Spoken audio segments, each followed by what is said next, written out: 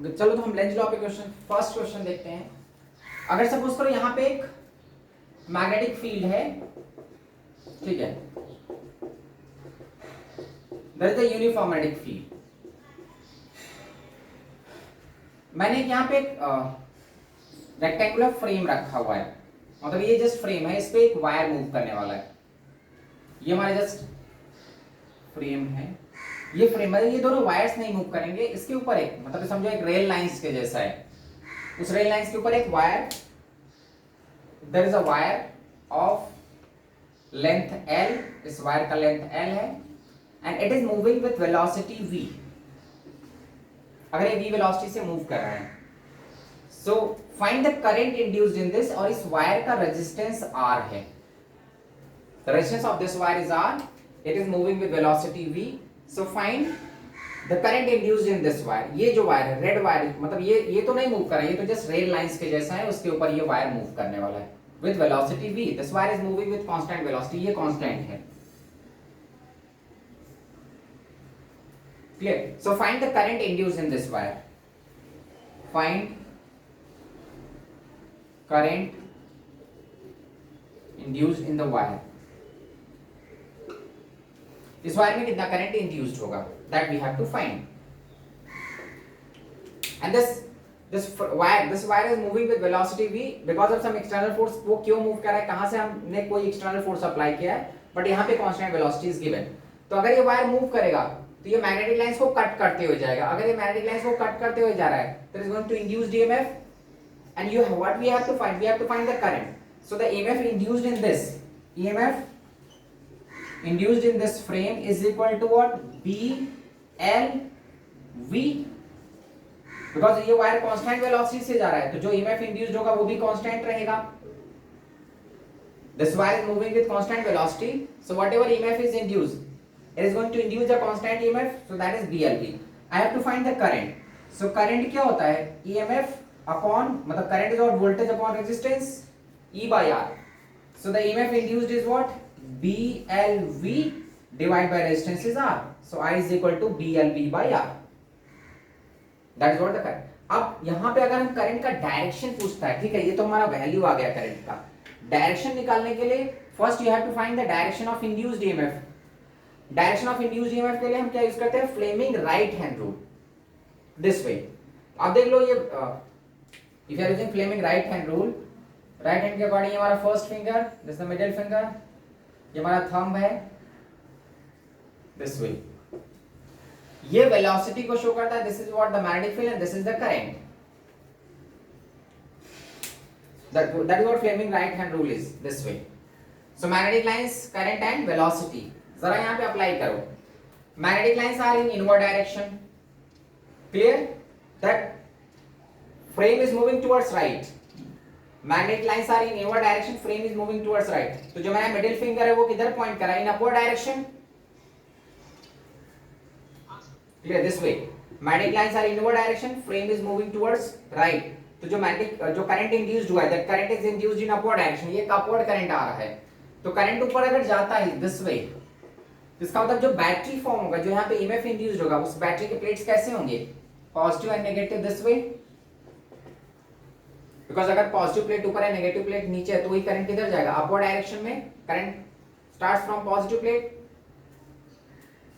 सो ये जो battery form हो रही है, मतलब यहाँ पे जो वोल्टेज फॉर्म हो रहा है, अगर मैं दो पॉइंट्स चूज करता हूँ, पॉइंट ए एंड बी, ये हमारा ए और बी है, तो हाई वोल्ट पे कौन होगा, पॉइंट ए हाई वोल्ट पे होगा, पॉइंट बी लो वोल्ट पे। अगर इस वायर पे मैंने दो पॉइंट्स मेंशन कर दिया ना, तो VA is greater than VB, the potential at point A is greater than potential at point B। Clear? This way, Fleming right hand rule, clear? So अब यहां पे मैंने अप्लाई किया है, फ्रेम किधर जा रहा है, राइट साइड में। Magnetic lines are in inward direction, तो in which direction current is induced, current is induced in upward direction. Current अगर अपवर्ड जा रहा है, मतलब जो बैटरी होगा, बैटरी का पॉजिटिव प्लेट ऊपर होगा, नेगेटिव प्लेट नीचे, because current starts from positive plate. तो this way a battery is form. तो ये बैटरी क्या इंडिकेट कर रहा है, इस बैटरी के लिए जो ये हमारा ईएमएफ है, सो करंट पॉजिटिव से जाएगा, फिर बाद में रिटर्न होकर नेगेटिव आएगा, मतलब इधर भी वैसे ही करंट का डायरेक्शन होगा। सो इसका डायरेक्शन किधर होगा, इन अपवर्ड डायरेक्शन।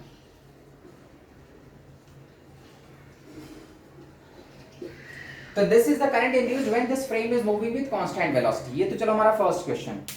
अब मैं सिचुएशन को चेंज करता हूं।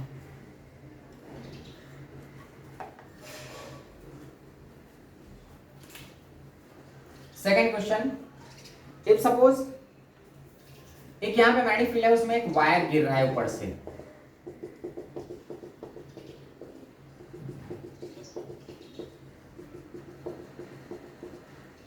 There is a wire of mass m, एक वायर है, the mass of this wire is m, which is falling in downward direction because of gravity। ये ग्रेविटी की वजह से नीचे गिर रहा है, because of its weight। इस नीचे क्या लगेगा, इसका weight, that is the force which is acting, तो falling because of gravity, falling because of gravity। this free, ये जो वायर है हमारा, this wire is falling because of gravity। so find the induced EMF। अब इसमें हमको EMF निकालना है। तो जैसे ही ये मूव करेगा, स्टार्टिंग में तो इसमें कोई EMF होगा ही नहीं, बिकॉज स्टार्टिंग में इसकी वेलोसिटी क्या है, 0 एट द बिगिनिंग ना। जब ये स्टार्ट किया तो उस टाइम पे इसकी वेलोसिटी क्या है, 0। थोड़े टाइम बाद मान लो ये यहां पे आ गया, ठीक है, h हाइट नीचे, ये h हाइट गिर गया नीचे, तब हमको EMF निकालना है। बिकॉज स्टार्टिंग में तो वो रेस्ट में था, मैं यहां से इस फ्रेम को गिराऊंगा, अगर जस्ट मैं इसको ड्रॉप कर रहा हूं, स्टार्टिंग में जब ड्रॉप कर रहा हूं तो उस टाइम तो वेलोसिटी दिया नहीं है, तो उस टाइम पे इसकी वेलोसिटी 0 है। तो EMF का एक्सप्रेशन क्या होता है, BLV। So at the beginning its velocity 0, तो स्टार्टिंग में तो कोई EMF नहीं है, वो h हाइट नीचे गिरा। जब वो h हाइट नीचे गिरेगा तो ये थोड़ी वेलोसिटी गेन करेगा, जो वेलोसिटी वो गेन करेगा, बिकॉज ऑफ दैट वेलोसिटी यहां पे एक EMF इंड्यूस्ड होगा। तो find the EMF when it is fallen a height of h। वो h हाइट नीचे गिरता है तो कितना EMF इंड्यूस करेगा। अब जरा सोचो, जब ये फ्रेम नीचे आएगा तो इस पे जो मैग्नेटिक फोर्स डेवलप होगा, वो मैग्नेटिक फोर्स किस डायरेक्शन में डेवलप होगा, अपवर्ड या डाउनवर्ड। ये फ्रेम नीचे आ रहा है, मैग्नेटिक फोर्स हमेशा क्या करता है, उस फ्रेम के वेलोसिटी को अपोज करता है। जो मैंने अभी बताया ना, लेंज लॉ के अकॉर्डिंग जो मैग्नेटिक फोर्स डेवलप होगा, वो चाहेगा कि फ्रेम ना मूव करे, वो तो चाहता है ना फ्रेम मूव ही ना करे। तो अगर ये frame because of its wait नीचे गिर रहा है, ये wire because of its wait नीचे गिर रहा है, तो जो मैग्नेटिक फोर्स डेवलप होगा वो किस डायरेक्शन में डेवलप होगा, इन अपवर्ड डायरेक्शन।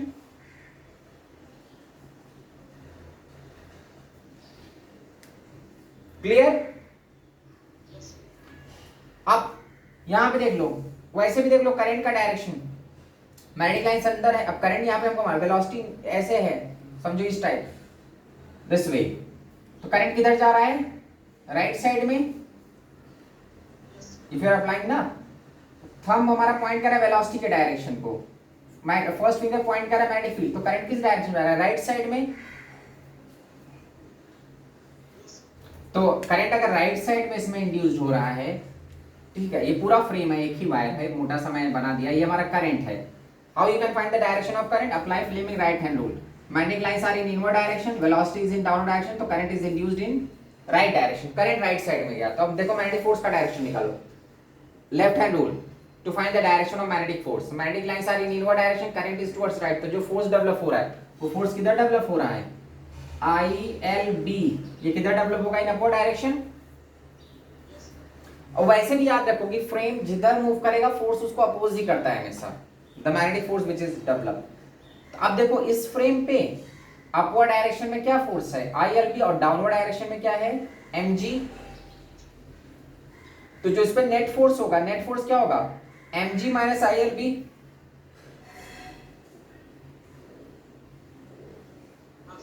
या फिर ऐसे सपोज को मान लो क्वेश्चन में दिया है कि falling, this frame is falling because of gravity, find the EMF when its velocity is constant, जब इसकी वेलोसिटी कांस्टेंट हो गई है। Find EMF when its velocity is constant. तो ऐसा क्वेश्चन भी हम करेंगे, पहले एक सिंपल सा देखते हैं। अपने को EMF फाइंड करना है, मतलब ये फ्रेम नीचे गिर रहा है, अ फ्रेम इज या wire is falling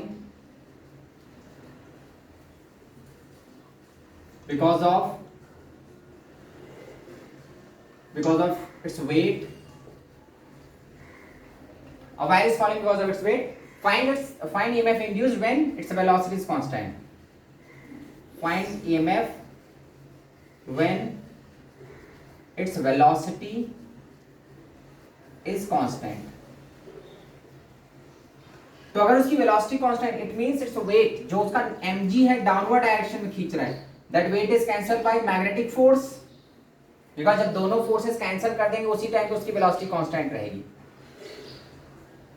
clear? So when weight of this wire, ये वायर पहले गिर रहा था because of its weight, but बाद में क्या हो रहा है कि अपवर्ड डायरेक्शन में magnetic force is develop. So अगर ये मैग्नेटिक फोर्स इस वेट को कैंसिल कर देता है, दोनों forces, if both the forces are cancel, तब वो एक कांस्टेंट वेलोसिटी से जाएगा. पहले वो नहीं था, पहले स्टार्टिंग में क्या था, मैग्नेटिक फोर्स, बिकॉज स्टार्टिंग में ईएमएफ नहीं था तो करंट नहीं था, तो करंट नहीं था तो एक बैकवर्ड डायरेक्शन में, अपोजिट डायरेक्शन में मैग्नेटिक फोर्स नहीं था. बट जैसे से वो वेलोसिटी गेन करेगा, because it is falling in downward direction, so when it gains the velocity gain करेगा तो ईएमएफ इंड्यूस्ड होगा, ईएमएफ बढ़ेगा तो करंट इंक्रीज करेगा, करंट इंक्रीज करेगा तो फोर्स भी इंक्रीज करेगा. ये जो मैग्नेटिक फोर्स डेवलप हुआ है, that force is variable, because this magnetic force depends on the current depends on the EMF and EMF depends on velocity. तो स्टार्टिंग में जब वो नीचे गिरेगा तो जैसे जैसे नीचे गिरता जाएगा इसकी वेलोसिटी इंक्रीज होगी. When velocity increases, current increases. When current increases, magnetic force increases and magnetic force is going to cancel its downward weight, या जो downward force है, that force is cancelled by the magnetic force which is developed in upward direction. तो mg is equal to what? fb. ठीक है, F B हमारा क्या होगा, I L B, the magnetic force, I L B. अब current हमारा, ये हमारा फर्स्ट इक्वेशन है. करंट कहां से आता है? करंट आता है बिकॉज ऑफ इंड्यूस्ड ईएमएफ. तो जो हमारा ईएमएफ इंड्यूस्ड हुआ है, अब देख लो यहां पे पहले करंट निकाल लो, तो ईएमएफ इंड्यूस्ड कितना होगा, बी एल वी.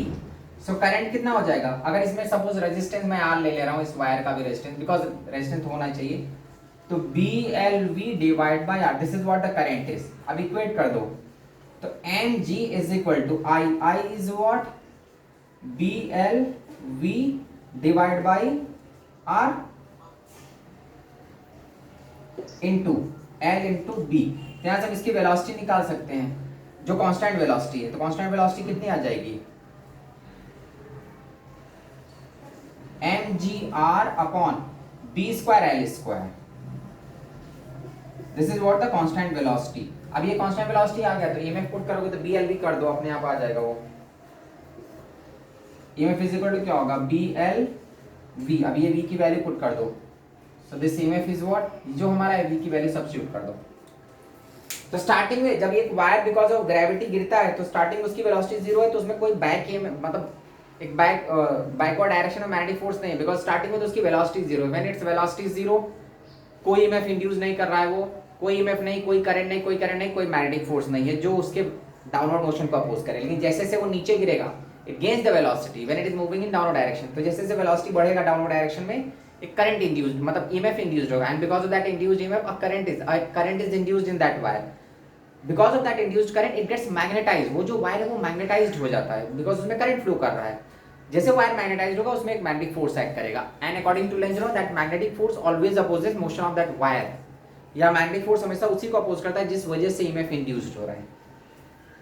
क्लियर? तो when it is moving with constant velocity, it means its weight is cancelled by ILB, that weight is cancelled by magnetic force.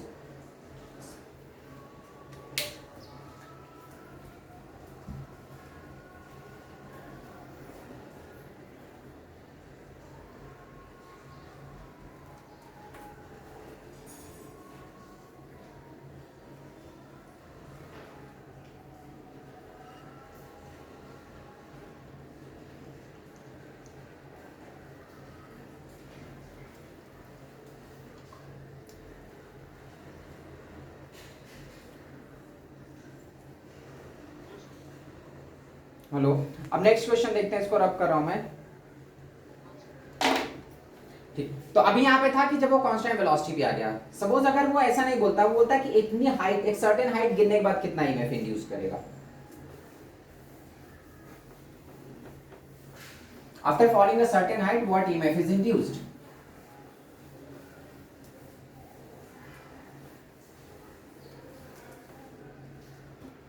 Third question. Again, there is a magnetic field in which a wire is falling in downward direction. Clear? ठीक, ये wire है यहाँ पे, this is the wire of A B, और इसका कुछ resistance है, its resistance is are, यहाँ पे रेजिस्टेंस मेंशन है, और इसका लेंथ है, the length of this wire is L, and it's initial velocity you 0 है। ठीक है, तो अगर ये h हाइट नीचे गिरता है, when it is fallen by h,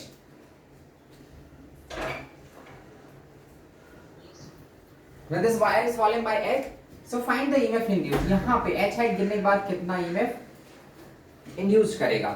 तो अब इस केस में क्या है कि हमारी वेलोसिटी, यहाँ पे वेलोसिटी पहले first you have to find the velocity, कि h हाइट नीचे गिरता है तो कितनी वेलोसिटी गेन करेगा, then we can find the EMF। अब सपोज स्टार्टिंग में इसकी वेलोसिटी 0 थी, ये कुछ नीचे गिरेगा तो उस टाइम पे इसकी वेलोसिटी क्या हो जाएगी, v। स्टार्टिंग में ये नीचे गिर रहा है, इनिशियली इट्स वेलोसिटी 0, जैसे वो नीचे गिरता जाएगा मैग्नेटिक फील्ड इसको अपोज करेगा, मैग्नेटिक फोर्स अपोज करेगा, but because it's weight is greater than the magnetic force, तो अगर ये नीचे गिर रहा है तो जो इसका डाउनवर्ड वेट है, its weight mg which is greater than the magnetic force, because of that only it gets that velocity. तो h हाइट गिरने के बाद, मतलब h हाइट के नीचे गिरा, उस टाइम इसकी वेलोसिटी कितनी हो गई है, v। Clear? So find the EMF induced when it is fallen by height h. Find EMF induced when it is fallen height h। जब वो h हाइट नीचे गिर जाता है, मतलब ये यहां से h हाइट नीचे गिरा, so at that time या at that point you have to find the induced EMF। तो EMF का फॉर्मूला तो सिंपल है, BLV, मैग्नेटिक फील्ड मालूम है, ठीक है, मैग्नेटिक फील्ड मालूम है, लेंथ भी मालूम है, प्रॉब्लम किसमें है, V में, बिकॉज ये V वेरिएबल है, ये V कांस्टेंट है ही नहीं, ये जो गिर रहा है ना नीचे, it is following with variable velocity. जब ये नीचे गिर रहा है ना तो इसकी वेलोसिटी कांस्टेंट नहीं है, तो first you have to find the velocity. अब देखो अगर ये नीचे गिर रहा है तो किसकी वजह से गिर रहा है, because of its wait upward direction में एक जो मैग्नेटिक फोर्स डेवलप होगा, मैग्नेटिक फोर्स डेवलप होता है व्हिच अपोजेस इट्स मोशन, तो अगर ये नीचे गिरा है तो मैग्नेटिक फोर्स ऊपर जाएगा, FB। क्लियर? तो नेट फोर्स कितना हो जाएगा इसमें, mg डाउनवर्ड है, FB ऊपर है, is equal to net force, मतलब F नेट जो फोर्स होगा, net force acting on this frame. अब यहाँ पे ऐसा नहीं बोला है कि ये 0 पे आ गया है, मतलब h हाइट गिरने के बाद ये रेस्ट में आ गया, ऐसा मेंशन नहीं है, तो हमारा मतलब इसका मतलब अभी भी ये नीचे गिर रहा है, अभी भी इस पे एक रिजल्टेंट फोर्स है। So resultant force is what, mg minus fb, because mg ज्यादा है, अगर ये नीचे जा रहा है it means its weight is greater than the magnetic force which is developed. जब दोनों इक्वल हो जाते हैं तब ये कांस्टेंट वेलोसिटी जाता है, बट यहाँ पे फिलहाल mg fb से ज्यादा है, तो net force is what, mg which is downward minus fb। मैंने दोनों को माइनस क्यों किया, दोनों को इक्वेट क्यों नहीं किया, बिकॉज यहाँ पे ऐसा मेंशन नहीं किया कि ये एकदम स्टैंड स्टिल में आ गया, कांस्टेंट वेलोसिटी जा रहा है, ऐसा नहीं बोला हुआ है, मतलब अभी भी इस पे एक रिजल्टेंट फोर्स है। So what is that resultant force, it's weight is acting vertically downward, और इस पे एक मैग्नेटिक फोर्स डेवलप हो रहा है अपवर्ड डायरेक्शन में व्हिच अपोजेस इट्स इंडक्शन, वो ट्राई कर रहा है कि ये वायर मूव ही ना करे। So it's downward force what, mg minus it is opposed by the magnetic force fb। अब क्या आ जाएगा, mg minus fb is what, ilb, और F को हम क्या लिख सकते हैं, ma is equal to mg minus ilb, this is the first equation. अब देखो मैं ma पे क्यों गया, बिकॉज एक्सेलरेशन है तो ही हम वेलोसिटी निकाल पाएंगे, ठीक है, तो ma is equal to mg minus ilb। ये I करंट कहां से आएगा, from where we are going to get the current, current is what, EMF induced divided by the resistance। तो पहले मैं देखो यहाँ पे ये फर्स्ट इक्वेशन है, करंट हमारा क्या होगा, EMF divide by resistance, EMF क्या होता है, BLV divide by R, this is the value of current. इस करंट को ले जाके यहाँ पे सब्स्टिट्यूट करो,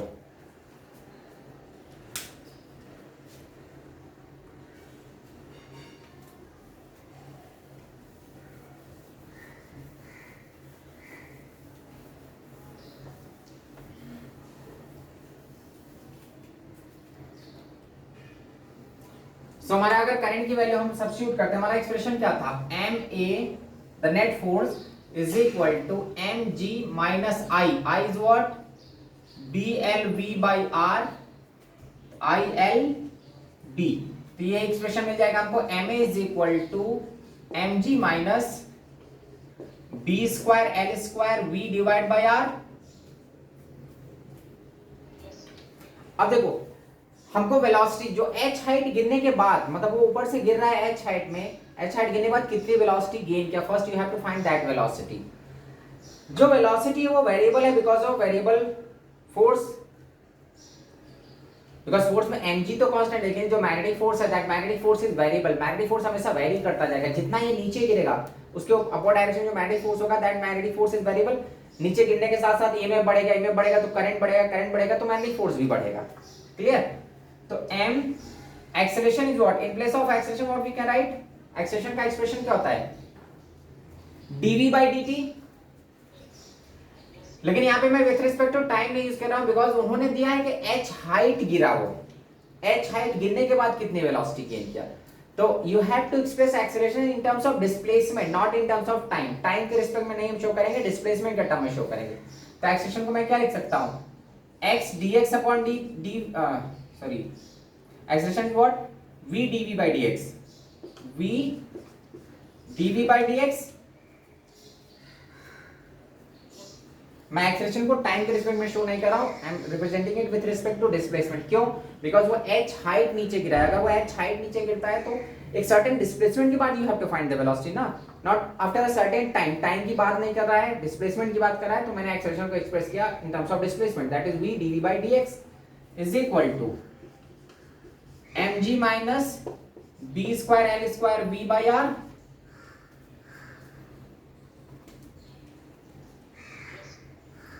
अब यहां से हमको सेम वेरिएबल, मुझे वेलोसिटी को x के टर्म में एक्सप्रेस करना है, तो ये dx को उस साइड ले जाओ और इस पार्ट को इधर ले आओ। तो what we can write, m v dv is equal divide by, ये पूरे पार्ट को मैं नीचे ले आ रहा हूं, mg minus b square L square v by R is equal to क्या हो जाएगा, dx।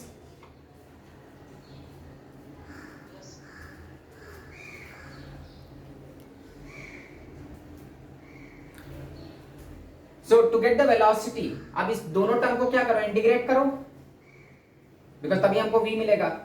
दोनों साइड अगर मैं इंटीग्रेशन करता हूं, इधर मैं 0 to h, अब मैं इंटीग्रेशन पे क्यों जा रहा हूं, मैंने डायरेक्ट काइनेमेटिकल इक्वेशन क्यों नहीं यूज किया, because kinematical equations are applicable for a constant acceleration. अगर कोई भी ब्लॉक, कोई भी बॉडी कांस्टेंट एक्सेलरेशन जा रहा है then you can use kinematical equation, but अगर उसका एक्सेलरेशन वेरिएबल है then you can not use kinematical equation, तो you have to use integration. ये कहां से जा रहा है, 0 से v तक।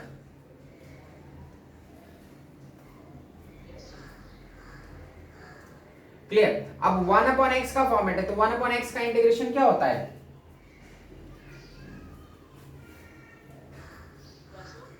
1 अपॉन x अगर है तो 1 अपॉन x का इंटीग्रेशन क्या होगा,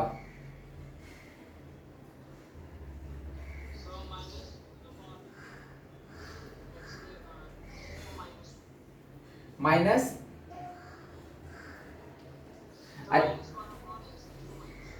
भैया 1 अपॉन x का इंटीग्रेशन क्या होता है, log x होता है। ठीक है, वन वो x का पावर -1 करोगे तो -1 + 1 0 दे देगा वो। क्लियर? तो अब यहां पे अगर मैं इंटीग्रेट करता हूं तो ये हमारा पूरा x का पार्ट है, डिनोमिनेटर में x है, that mg minus b square L square v by r। तो m into v dv divide by mg minus b square L square v by r। अब इसमें लेकिन यहाँ पे v एक न्यूमरेटर में भी आ रहा है,